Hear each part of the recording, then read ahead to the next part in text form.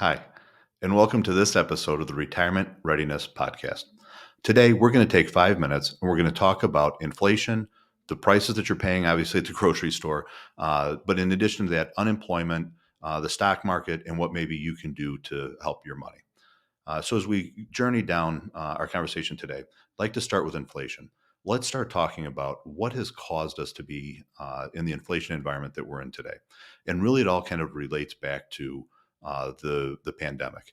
It sounds I get I don't know about you, but I get sick of hearing everybody complain everything on the pandemic, right? But at some point, maybe that goes away. Today, though, it really is, in our opinion, primarily driven by pandemic types of things. So let's start with what inflation means. Inflation means that the price of goods goes up, or if I say it in reverse, it means that my dollar is worth less. And so if my dollar is worth less, it means that I can buy fewer things with it. Well, if we just go back to supply and demand, something that is worth a lot usually means there's not a lot of it in supply. So if I have a lot of something, let's say it's abundant, I'm not going to pay a whole lot for it because it's so abundant. But if I have something that's really really rare, I'm going to pay a lot more for it.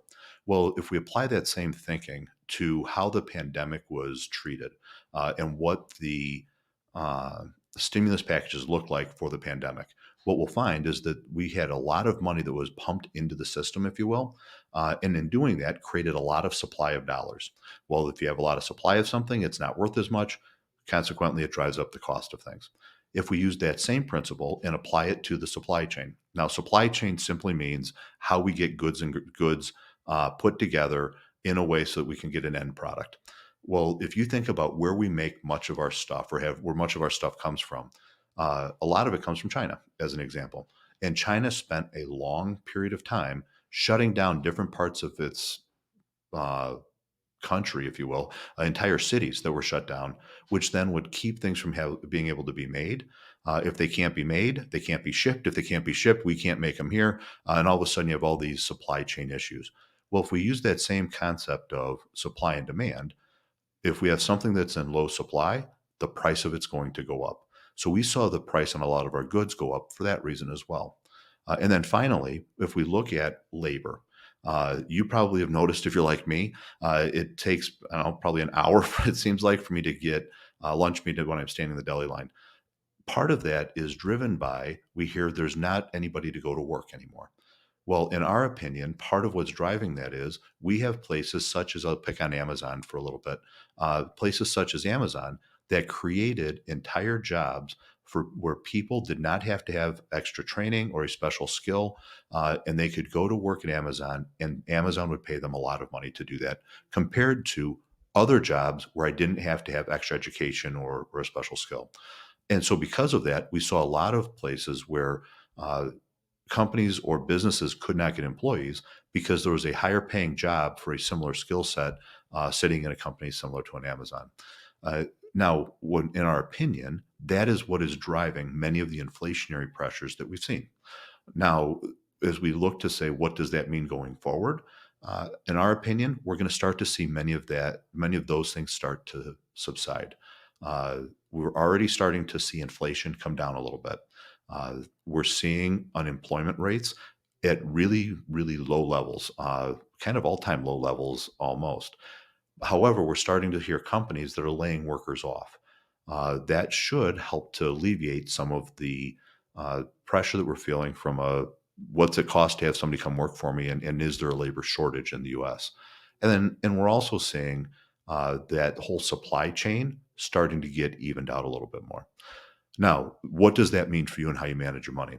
In our opinion, we saw 2022 uh, get hit in a lot of areas. From our investment perspective, we saw bonds go down, we saw stocks go down, and that caused many of us to feel like our portfolios as a whole were really hurting.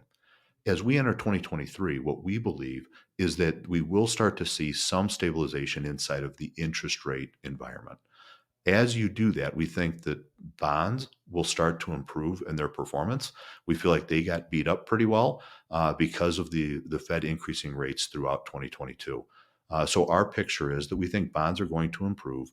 We also believe that stocks will have a little bit of a rebound. Now, obviously, we don't know those things. We don't have the crystal ball any more than anybody else. However, our picture is that we think that investment portfolios will start to rebound a little bit in 23.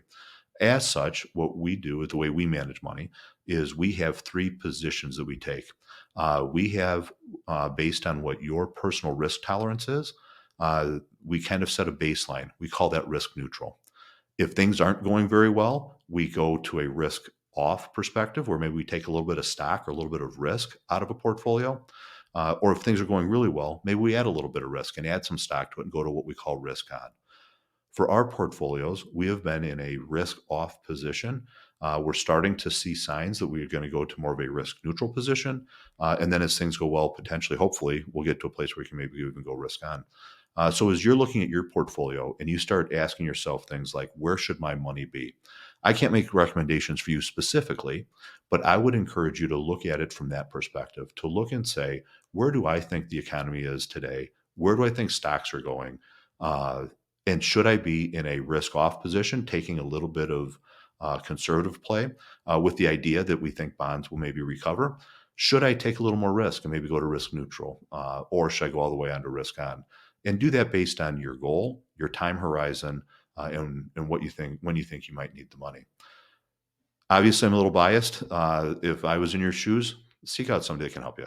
Look for a fiduciary, somebody who has your best interest in mind, and they can help you to make those decisions. But if you do it on your own, that's at the backdrop by which we would help you to think about how do you make those decisions. Hopefully, this was helpful. If it was, please follow us on our YouTube channel, like us on Facebook. If you have questions, we're always here. Feel free to reach out either via email or with a phone call. Until we talk again, we hope we can help you live your legacy with confidence. Be well.